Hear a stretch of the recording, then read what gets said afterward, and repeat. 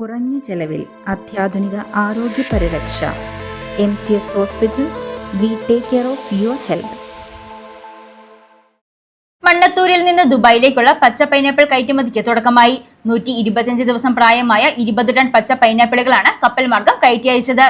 കൂത്താട്ടുകുളം മണ്ണത്തൂരിൽ കൃഷിയിടങ്ങളിൽ നിന്ന് നേരിട്ട് പച്ച പൈനാപ്പിൾ സംഭരിച്ച് ദുബായിലേക്ക് കയറ്റുമതി ചെയ്തു.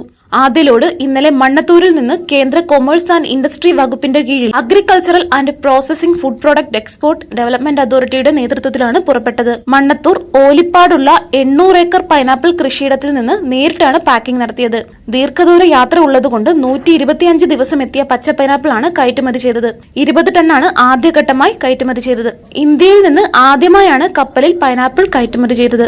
ഏകദേശം 65 ഏക്കറോളം കൃഷിഭൂമിയിൽ പൈനാപ്പിൾ കൃഷി നടത്തി വരുന്നതും അതിൻ്റെ ആദ്യ വിളവെടുപ്പായിട്ട് നമ്മൾ ഇന്ന് ദുബായിക്ക് കയറ്റാൻ വേണ്ടി ആദ്യം വിളവെടുപ്പിൻ്റെ ഫസ്റ്റ് ലോഡ് കയറ്റുന്നതിൻ്റെ ഭാഗമായിട്ട് നമ്മുടെ കൃഷി ഓഫീസർമാരും നമ്മുടെ സർക്കാർ ഉദ്യോഗസ്ഥന്മാരും എല്ലാം മേൽനോട്ടത്തിൽ കൃഷി ചെയ്തു വരുന്നതുമായ പൈനാപ്പിളാണ് നമ്മൾ ഇവിടുന്ന് കയറ്റി അയക്കാൻ തീരുമാനിച്ചിട്ടുള്ളത്. വിമാനത്തിൽ പൈനാപ്പിൾ കയറ്റുമതി ചെയ്യുന്നത് വലിയ ചിലവായതിനാലും അധികം അളവിൽ കൊണ്ടുപോകുവാൻ കഴിയാത്തതിനാലുമാണ് കപ്പലുകളിനുള്ളിൽ കണ്ടെയ്നറുകളിലാക്കി ഉയർന്ന അളവിൽ കൊണ്ടുപോകുന്നത്. പ്രത്യേക രീതിയിൽ പാക്ക് ചെയ്താണ് കയറ്റുമതി ചെയ്തത്. Agricultural and processing food product export development അതോറിറ്റിയിലെയും വാഴക്കുളത്തെ പൈനാപ്പിൾ ഗവേഷണ കേന്ദ്രത്തിലെയും ഉദ്യോഗസ്ഥരായ സിനി ഉണ്ണികൃഷ്ണൻ, ഡോക്ടർ ടി മായ, ശാന്തി എന്നിവരുടെ നേതൃത്വത്തിലാണ് കയറ്റുമതി തയ്യാറെടുപ്പുകൾക്ക് നിർദ്ദേശം നൽകിയത്. ഗവേഷണ സംഘം നിർദ്ദേശിച്ച അളവിലായിരുന്നു വളപ്രയോഗം ഉൾപ്പെടെയുള്ള പരിചരണം.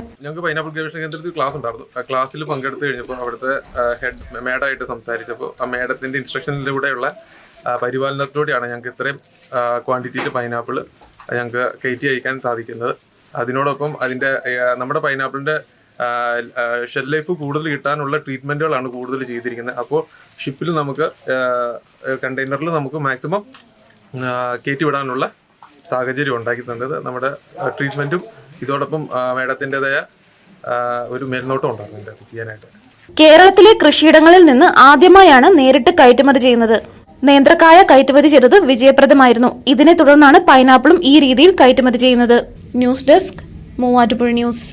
1000 ഡിസൈനുകൾ, ചെറുതും വലുതുമായ 1000 ഡയമണ്ട് ആഭരണങ്ങൾ, വലിയ സെലക്ഷൻ, ഏറ്റവും വലിയ ഡയമണ്ട് ജ്വല്ലറി ഇപ്പോൾ തൊടുപുഴയ്ക്ക് സ്വന്തം.